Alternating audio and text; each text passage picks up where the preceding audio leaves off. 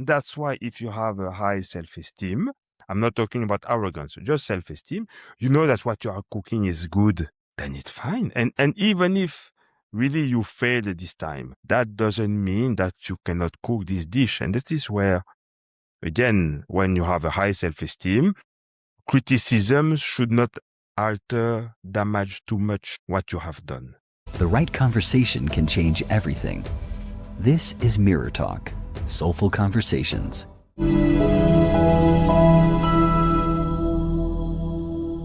Today on Mirror Talk Soulful Conversations, we explore the quiet power of ambition, the freedom of leading without ego, and the courage to grow without losing yourself. Our guest is an executive leader in the pharmaceutical industry, leading global teams in vaccine development and mentoring professionals around the world. He's the author of Quiet Ambition, a powerful guide to achieving success with clarity, calm, and authenticity. Patrick, welcome to Mirror Talk. How are you doing? Thank you, Toby. Thanks for having me. I'm fine, thank you. Thank you so much for joining me for Soulful Conversations. I'm happy that we're kind of neighbors. You're in France and Germany, and we get to make this happen right now. That's awesome. Yes, indeed, because we discussed it initially. You are living in Germany. Yes. I'm originally from France, but I was living at the French-German border, so we are technically neighbors. Yes, technically neighbors, yes. So before we go into Quiet Ambition and learning about everything that you've experienced in the past and what you're doing right now in the world, great things that you're doing right now, I would like us to get to know you through a game of wild cards. So we have 3 stacks of cards, and I'm going to ask you random questions just to get to see what we get to know from you, basically. I don't know what card I'll pick up. Okay. The first level is icebreaker, second level is confessions, and third level is getting deep. Are you ready? I'm not sure, but okay, let's go. Let's go. All right. So I picked the card randomly. I didn't even look at what card I'm picking. And I'm just going to ask you a question right now. And the question is, what would you honestly rate yourself as a person from 1 to 10? And why? If it is level 1, I don't look forward to level 3. So I would say 7. 7. Let's say 7. Yeah, not more, because I discovered recently that most of us are rating or overrating ourselves. So that's why maybe 1 week ago I would have said 9 or 10. Now I will maybe say rather 7. But more seriously, why 7? Because it's about respecting the others, treating the others like you would like to be treated. And that's why I know I can be tough on people, that's for sure, because of my job, my responsibilities. But it's also to be fair and support the others, take the time to listen. And that's why at the end, I have a lot of people I have mentored, coached. I like contributing to the development of people, meaning that at the end of the day, I like people. That's why I would rather say a 7. Then maybe at the end of the podcast, we say maybe 3. That's another part. That's your part, not mine. We'll find out. We'll find out before the end of this conversation. But I like what you said, it's very important for us not to overrate ourselves. And also, I like what you said about, loving people and treating them well, treating them with kindness. That's good. Are you ready for the next question? Yes. Yeah. So this is our confessions level. It's level 2. And the question is, what is something you have been told that you will never forget? Something that someone told you that you will never forget. That's a really tough one. I would need to think about it, but okay. In a way, it's not something that one person told me, but several people told me and that I have decided to listen to is when 3 people who don't know each other give you the same message, maybe you should listen. Oh, yeah, that's true. Yeah, because that's the reason why 3 different people, approach you with such a message. Yeah. Yes, there must be a reason. Meaning most of the time, you are wrong, they are right. Yeah, that's true. That's the less fancy way of saying it. Yeah, that's very deep. That's very deep. I'd like us to speed up to the next and the last level of our card. Are you ready? This is the Getting Yes, deep. getting deep. Getting deep. I promise you it's going to be nice. I'm not promising.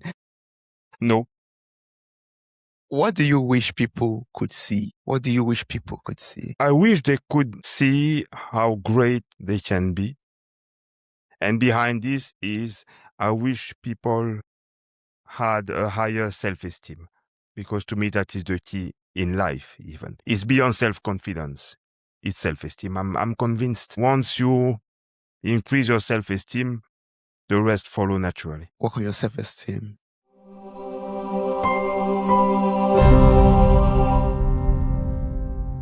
Sometimes you do not need another podcast episode. You need the right reflection for where you are in this moment. Introducing Ask Mirror Talk, a new space where you can ask what is on your heart and receive thoughtful reflections drawn from real conversations from the Mirror Talk Soulful Conversations podcast.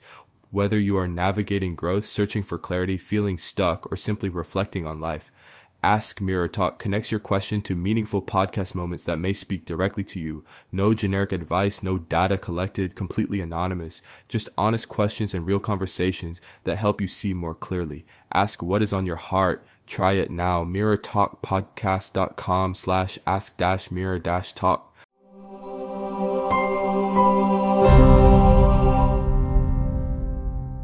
Yeah, I like to. I mean, it's not on the card, but I like to dive into that already because Yes, from my experience, with myself and also with other people out there, our self-esteem is something that could be very fragile.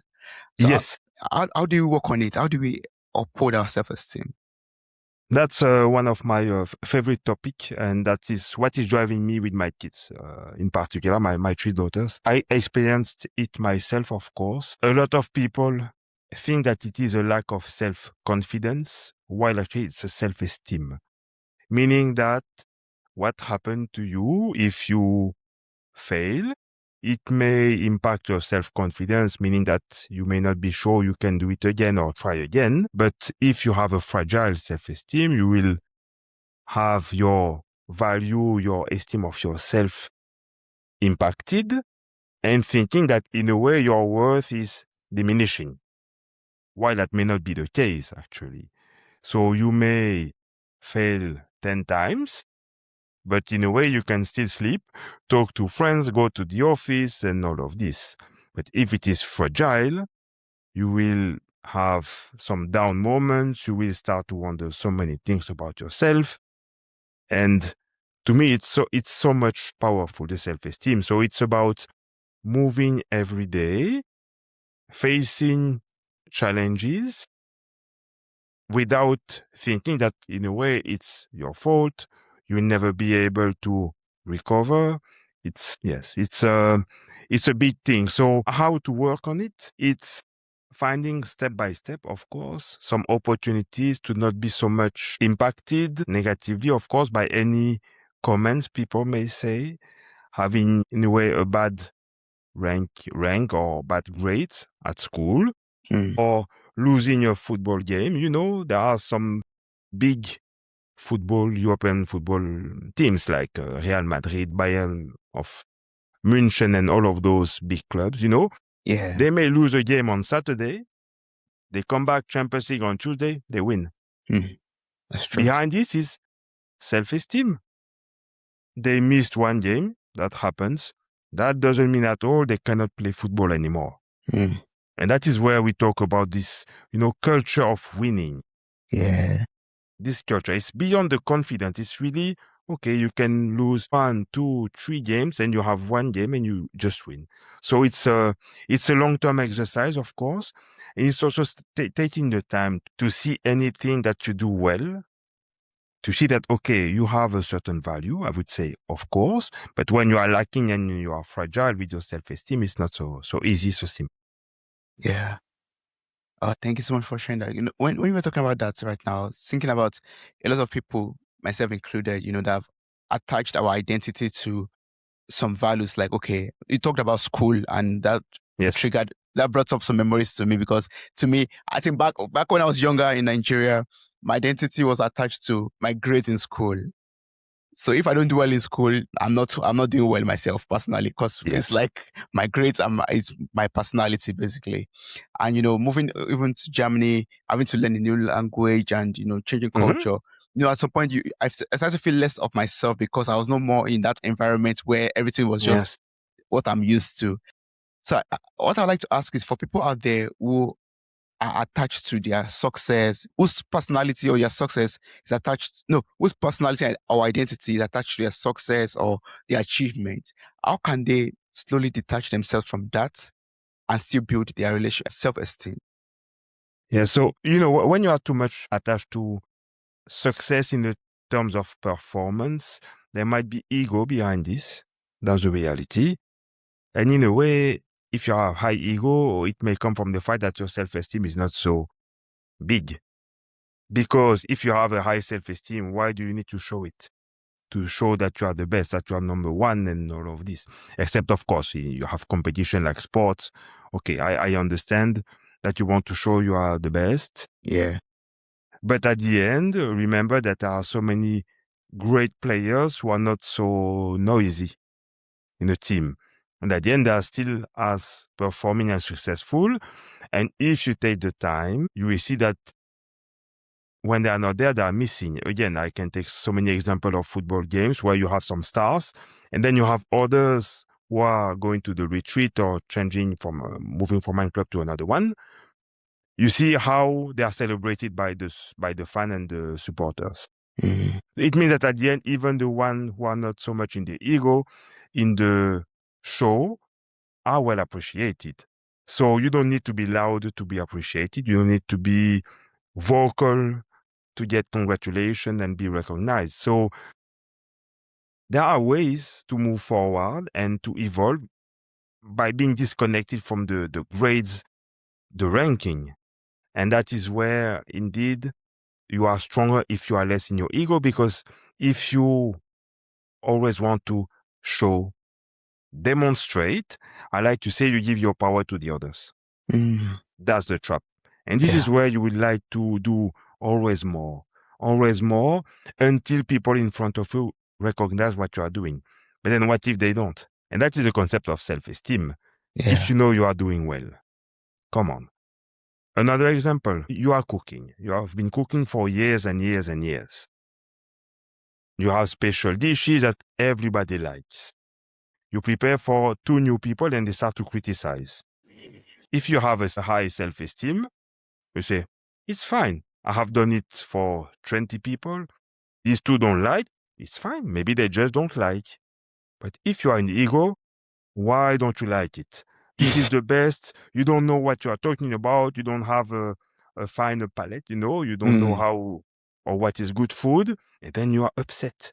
Then it's ego. That's very true. Once you take it to personal, once you take critics to personal, it could be you feel like your ego has been attacked, basically. Yes. Yeah. You feel attacked. Actually, you may prepare something with specific spices that people in front of you don't like. That's it. That's one. The second, they may have eaten something else just before coming, meaning that what they are eating and tasting is different. That's two. The third one, they may just be jealous because you are cooking better than them. By the way, you see, there are a lot of reasons. That's why if you have a high self-esteem, I'm not talking about arrogance, just self-esteem, you know that what you are cooking is good, then it's fine. And even if really you failed this time, that doesn't mean that you cannot cook this dish. And this is where, again, when you have a high self-esteem, criticism should not alter, damage too much what you have done. Of course, on the opposite, that doesn't mean that if they say it's not so good because they don't like XYZ, doesn't mean that in a way they are wrong and your dish is the best, but it should not automatically damage what you have done and trigger so many reflections. Yeah. What you just said right now is making me remember what you've said also that I remember while preparing for this conversation. You talk about like when your ego drives you, you become vulnerable. Yes. Yeah. I would like you to like unpack that a little bit with us more. Like, I know you've been unpacking it already, but no, it's okay. It's okay. Yeah. Can you unpack that for us in a real life leadership context? Like you're a Yes. leader. So as we said it, when you are too much in the ego, you become vulnerable because actually you give your power to the others. That's one thing. And then some myth about leadership is that you are supposed, or you think that you are supposed to know everything, have all the answers. While actually, if you lead with authenticity, confidence, and self-esteem, you will lead even people who are smarter than you, literate on specific topics, and you will be relaxed and feel fine to ask them for help, ask their opinions, so that as a team, you are aligned and you are moving together. Yeah.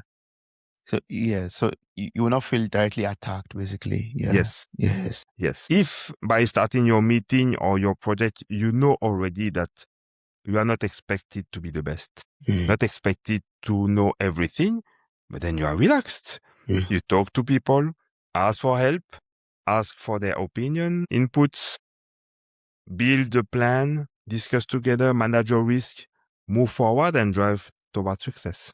Success. Yeah. I like that. I like, to move this conversation, of being a leader also towards ambition. And I want to talk about what you call quiet ambition.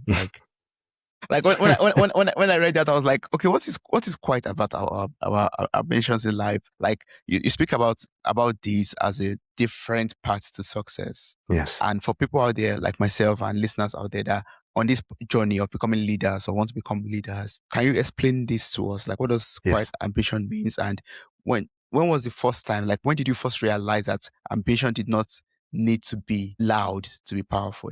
Yes. Okay. So clearly, quiet and ambition may not go together. Intuitively, you may say, no, come on, why quiet? Is it, are you sleeping? That's why you are quiet?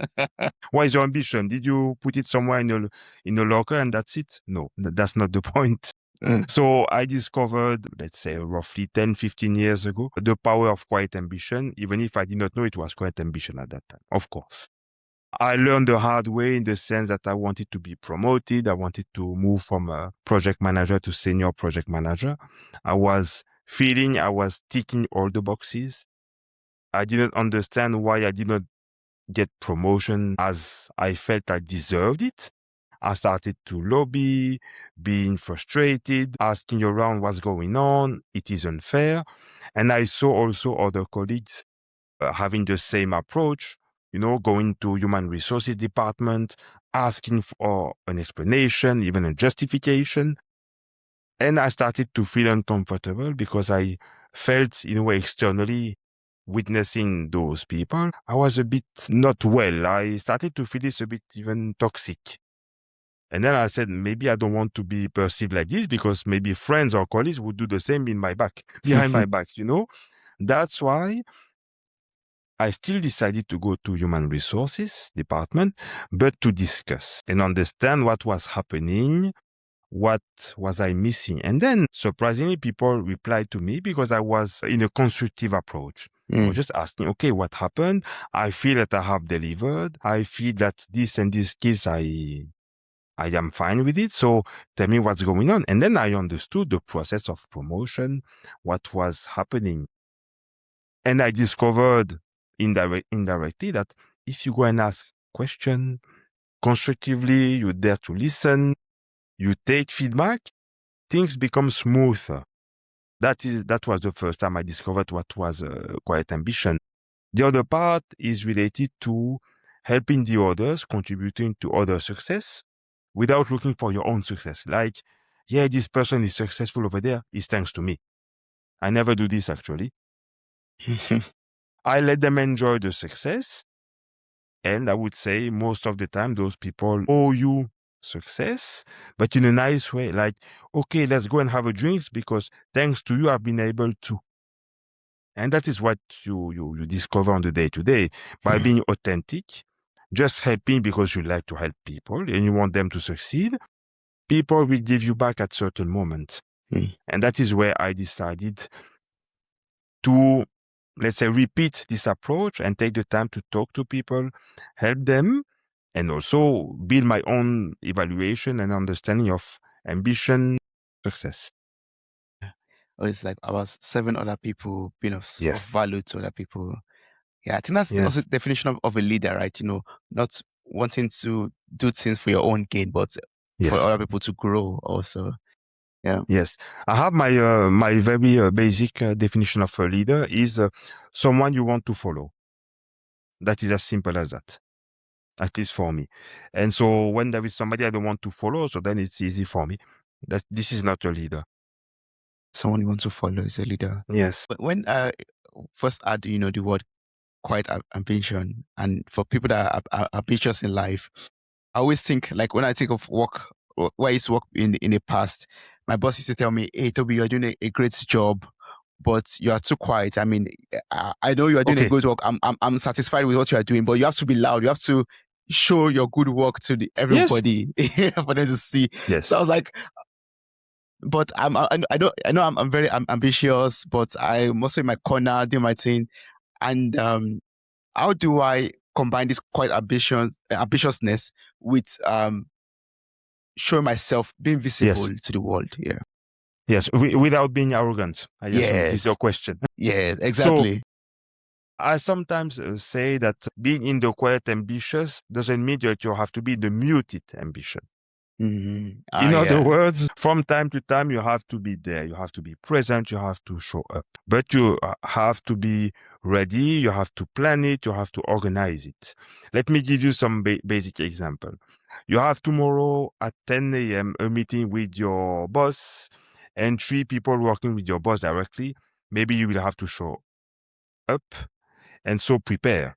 Prepare maybe to make a summary of previous meeting. Maybe agree to take the meeting minutes. Agree to do some follow-up actions. Agree to etc., etc. So that you have to be in the meeting, showing that you are attending, contributing, so that people start to remember you. And then next meeting, you do the same. And maybe next meeting, before doing the same, you start to talk to each of them in a separate meeting to prepare this meeting. And then they will say, okay, Toby is driving. Toby is asking us some question before entering the meeting. And he ensures that after the meeting, we are doing our action. And that is what I call the lasting presence, because then behind your back, they will start to discuss between each other and say, okay, it was good last time with Toby because we moved in this direction. I'm glad he was there. I hope he will keep on chasing us because this is what we need. And then people start to talk about you. That's one simple way.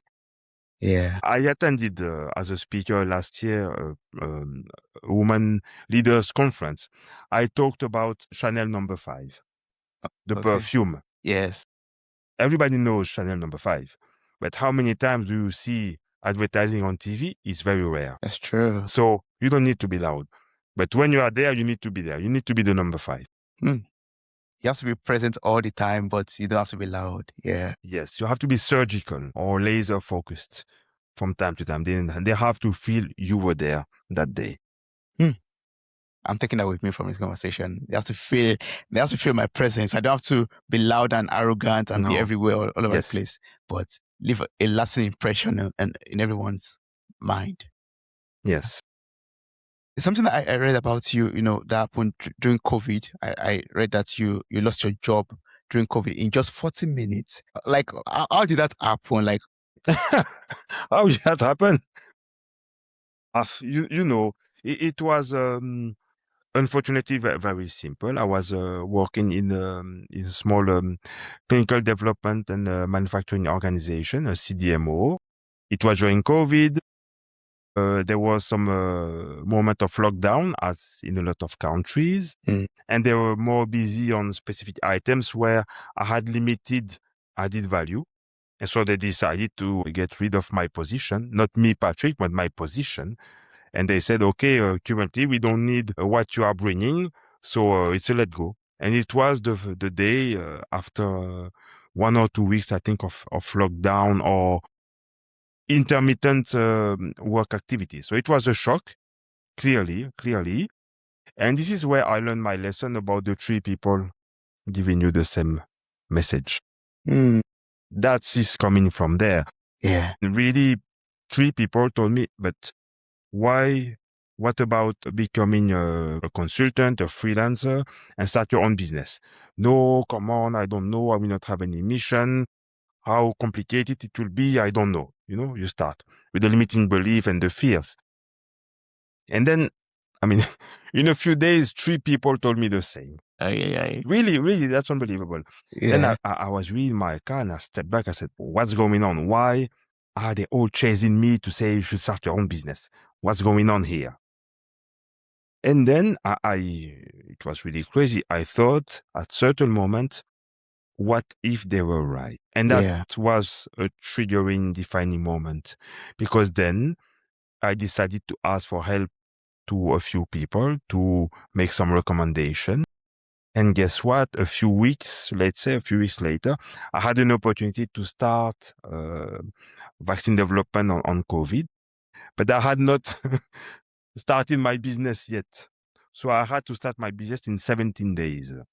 Going to the notary, opening your banking account, look for a car. I mean, I had to do everything. Admin, plus step 0, understanding how it works, because I did not know. So I asked again a friend from my network. I spent the afternoon with her and her husband, because the husband was already a freelancer for several years. He told me everything. I came with questions. I took notes, like a student. Yeah. And then I was reassured because I felt supported, protected, safe, because I was really able to ask any question, mainly stupid, of course, to me. But for them, it was obvious and smart to ask those questions because I don't know anything about it, so I have to ask. They took the time. They helped me build confidence, not self-esteem, confidence, because self-esteem was there, because my 3 people reminded me about my values. And no, come on, with your expertise, there should be a way. And then I launched in 17 days and I started on COVID vaccine development. And how is that going right now? Now it's great because I'm beyond my own expectation and ambition, because until recently I was leading teams of clinical project managers, more than 300 people all around the world. That's unbelievable, without even applying for this. It's incredible. That's wonderful. Yeah. And as you said at the beginning, I also wrote a book. Yes. And I do some speeches for organizations, congresses. And again, it's beyond my ambition, because my initial ambition was to be a director in a pharma company. And that is also another defining moment, because the moment I reached this objective around 2015-16, I had decided that, okay, my big career goals have been completed. Now I will enjoy and doing differently and be less stressed about, title, rank, because of course there was some ego in all of this. Now I'm relaxed. Doesn't mean I'm not motivated, I'm not serious, and I'm not doing things properly. I'm even more motivated than before.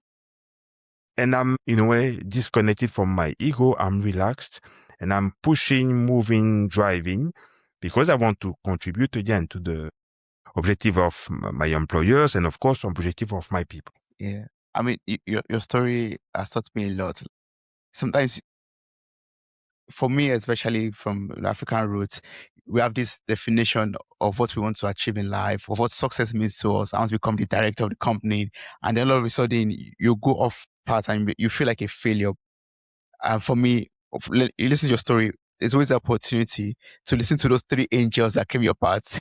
Yes. To get a redirection, a rerouting in life, a rerouting, basically.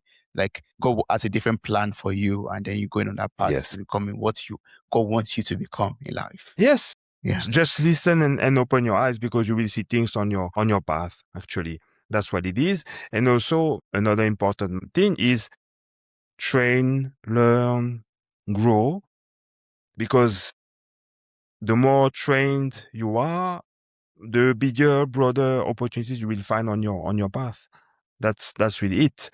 At certain moment, I was project manager in transportation, so working on the reliability of trains in France. My business manager at that time, when I was a consultant, find an opportunity at GSK in vaccine development. Completely different, but still project management. I had my presentation with the client. They loved what I was doing, and I started as project manager in pharma. I mean, But you would have told me 6 months earlier, but no, I'm doing trains. Why do you want me to do vaccines? Mm. You know life. You know life. But at the end, it's because I was trained on project management and I was performing well on project management. So it's just about competencies, learning, curiosity, and then keep on doing it. And it takes time. Yes. It takes time. That's true. Yeah, you said something about curiosity. I think it's very important for us to be open-minded to learn. Yes. Yeah, what you said also earlier, that I'm picking up on, is to pick up the signs on your path. Like you're on this journey Yes. of life. Always open your eyes and pick up the Yes. signs around you, the messages. Yes. That come in your path. Yeah, pick them up. Yes. Seeing opportunity is a skill, actually. Even if, of course, I'm sometimes scared. Because the night before going to the notary to sign my paper to start my business, I could not sleep. Let's be fair. My eyes were big open. Yeah. What am I doing? What idea? I will never get there, of course. Of course, I had it. I cannot tell you that I was sleeping so well. No, I was not. I don't know. I was not. Of course, that's in a way crazy. But on the opposite, if it's scary, there might be a reason. It might be something big that is about to happen. That's true. Do you have the kind of fear like, okay, if I start, where will the money come from? Or if money stops coming, how will I continue? How will I feed my family? Yes, of course. And I even called my accountant a few hours before, like, maybe we should cancel. Maybe there's no need to go. I don't know. And she said, and that is also something that I will keep for forever, is if you are stressed and scared, it's because you want to do good. I wish some of my clients did the same, and then we laugh. Oh yeah. Sometimes yes. Once you're about to break through into something great, you'll be scared. Yeah. Yes. You know, in this world, like we've been talking about quiet ambition and we're talking about being a leader. And I want to talk a little bit about being an intentional leader also. But before we get there, I noticed that in this world, like in my little time in the career world, a lot of people have to prove themselves, or they believe that you have to constantly be proving yourself. There's a lot of pressure, everyone wants to be visible and all of that. But from your experience, and how you teach your client also, what can we do about this in a world where that is fast paced, that has a lot of pressure, that everyone wants to be visible and everyone is trying to constantly prove his or herself? What should we do to be truly successful? To be successful, don't try to prove yourself. That might be, again, counterintuitive, but when you want to prove yourself to others, you give them power. That's what we discussed at the beginning. Because I would say, of course, when you want to prove to XYZ, be sure they will never recognize what you did. That's life. That's why you should not do this. Again, be confident about your skills. We come back to the cooking. If you have done 20 times, good. Maybe it's just good. Why do you want to prove to, let's say, a big chef that your food is good if, again, 20 people who may not know each other are appreciating what you are doing? You may indeed miss the opportunity to work for the chef in this restaurant. Yes, but that doesn't mean that your food is not good. That's different. That's different. Yeah. And the trap is proving like, okay, the chef is giving me a bad feedback on my food. I need to redo it. Maybe something is wrong. And then it's me. Maybe not. Maybe he just doesn't like, and that's not a problem. Go to another restaurant. Maybe another restaurant will like what you are preparing. The same if you are painting. Come on. Even Picasso, Van Gogh, and all of these paints, not everybody will like. Some will prefer Van Gogh. Some other will prefer Picasso. That doesn't mean that what they are painting is not good. It may not fit or match with expectations of this and this art gallery. That's it. That's true. Does not mean that your work is not good. Yes. I would like to, take this as a segue into becoming an intentional leader, or intentional and calm leader. Because, I myself, I'm training myself. I'm not training myself, but I'm on that part. It's my ambition to become a great leader in life. And I don't want to be constantly proving myself like I'm learning from you right now, but I want to be intentional also. So what can I do to be a calm, intentional leader? So one underrated and underestimated skill is listening. Listen to the others, listen to people, make them feel comfortable, make them feel safe to bring their ideas, challenge you, collaborate.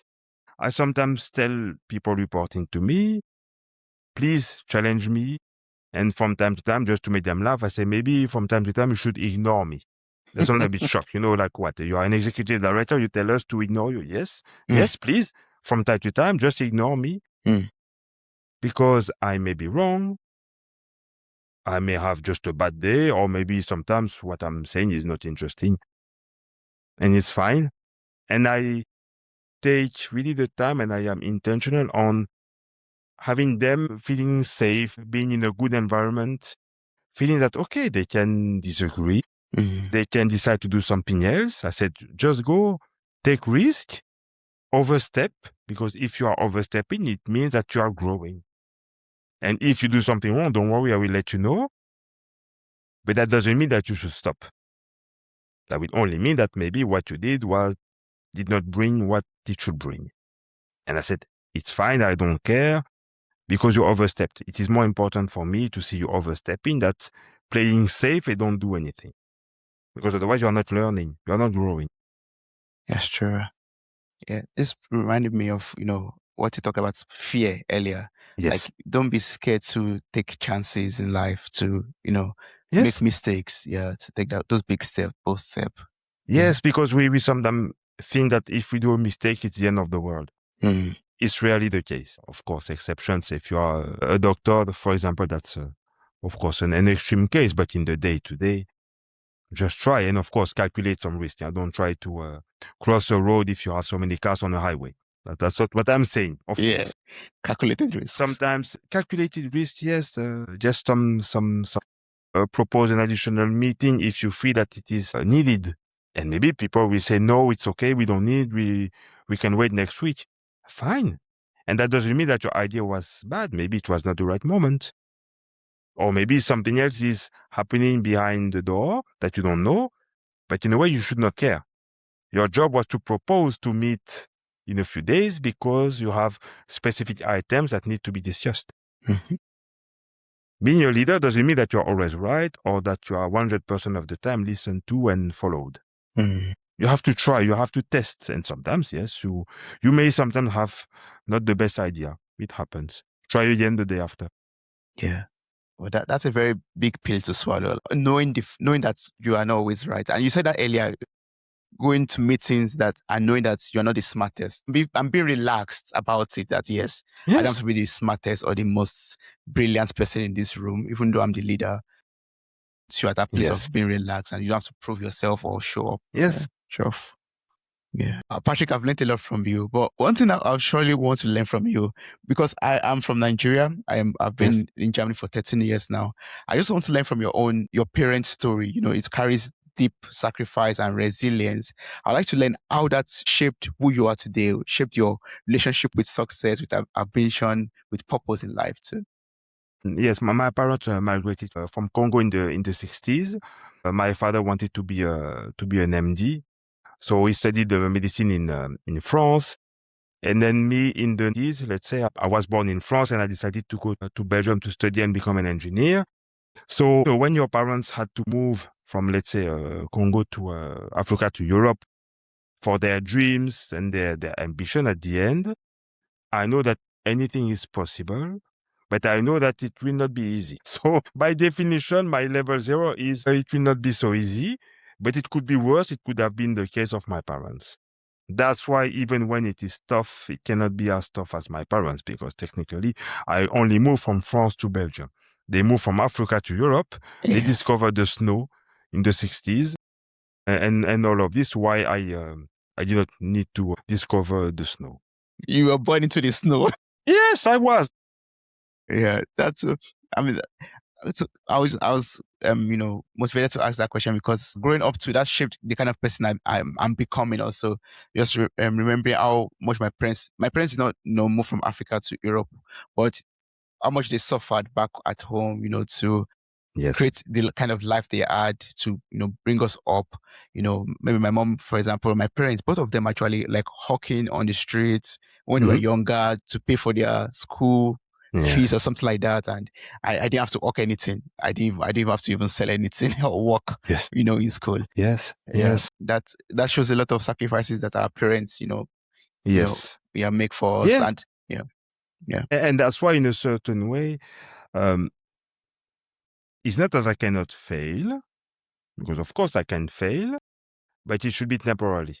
Mm. At the end, I will succeed. And my ambition is also go beyond what they did, because otherwise what's the purpose? But it's not seen as a pressure for me. It's just as an encouragement on, okay, did all of this.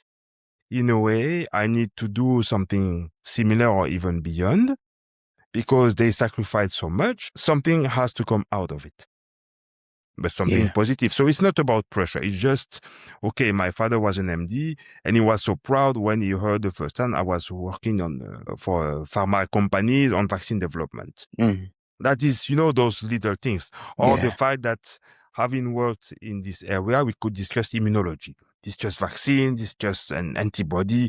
He was just proud. Mm. That's it. Yes. It's not about the title and doing XYZ. It's just that, okay, relationship is evolving. Yes. Patrick is doing great things, creating vaccines and changing the world, Yes. impacting the world in a positive way. Yes. I'm sure they're very proud of you. Before we wrap this up, I would like you to, share a message with someone out there who is listening right now, who is feeling stuck, be overlooked or pressured to be someone that they are not. Like, what would you say to remind them that they should stay who they are and they should be true to themselves? Yeah. So I would say at first, start by exploring yourself. What ambition do you have? What success looks like for you? And I insist, for you, not for your parents, family, boyfriend, girlfriend, kids. It's about you at the end. It's your own self-exploration. And also be ready to just surprise yourself. I like that. Ready to surprise yourself. Yes. Yes. I'm taking that with me. Don't feel stuck. Yes. Ready to surprise yourself. Yes. Yes. For people out there who would like to connect with you, maybe get the book, Quiet Ambition, maybe get on, one-on-one time with you for coaching purposes. What's the best way to connect and work with you?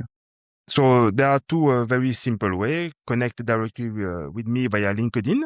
So they can send me a direct message, or they can go and visit my website, 3x patrickkamba.com, where they can get the link to buy my book or send any request about follow-up conversation, coaching, discussion at the level of their enterprise or even for their career in general. I'm easily reachable. That's beautiful. I'm going to place a link to your website in the show notes of this episode to encourage everyone out there to reach out to you, to connect with you, and to get the book already. Quiet Ambition is available on Amazon and where you get books too. Yes. Yes. Thank you so much, Patrick. It has been so wonderful speaking with you. I really appreciate this. Thank you. Thank you, Toby. If this conversation resonated with you, consider following or subscribing to Mirror Talk on your favorite podcast platform. You can also support the show by sharing this episode with someone who might need it and by leaving a 5-star rating.